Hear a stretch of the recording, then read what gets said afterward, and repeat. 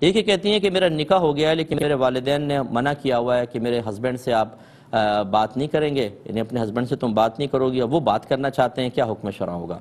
دیکھیں، اس طرح والدین کو روکنا بالکل ناجائز ہے۔ والدین اگر سن رہے ہوں تو ناراض نہ ہوں۔ نکاح ہو چکا ہے، شوہر جیسی نکاح ہو جاتا ہے شوہر کا حق شامل ہو گیا، اور ہمارے نبی کریم صلی اللہ علیہ وسلم ارشاد فرماتے ہیں کہ عورت پر سب سے زیادہ حق اس کے ماں باپ کا ہے، شادی کے بعد سب سے زیادہ حق اس کے شوہر کا ہوتا ہے۔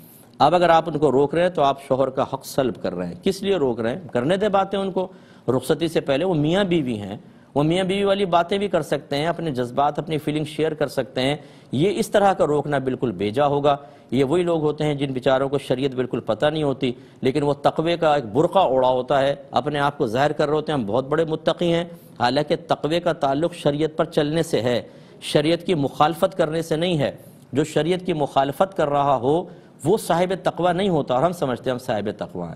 ہاں یہ ضرور ہے کہ اگر صرف منگنی ہوئی ہوتی، نکاح نہ ہوا ہوتا، پھر تو ہم بھی منع کرتے کہ ابھی اجنبی ہیں۔ بعض لوگ تو اپنے بچوں کو اس وقت بھی گفتگو کرنے دیتے ہیں، اور کتنے ایسے میرے پاس کیسز آئے کہ منگنی ہو گئی اور پھر وہ آپس میں باتیں کرنے لگے، تلخی بڑھی تو شادی کینسل ہو گئی، تو وہ تو بالکل ویسے ہی منع ہے۔ لیکن نکاح کے بعد وہ میاں بیوی ہیں، اب ماں باپ کا روکنا بالکل بیجا ہے، بلکہ بعض صورتوں میں اگر میں گناہ گار ہوں بھی کہوں تو بیجا نہیں ہوگا۔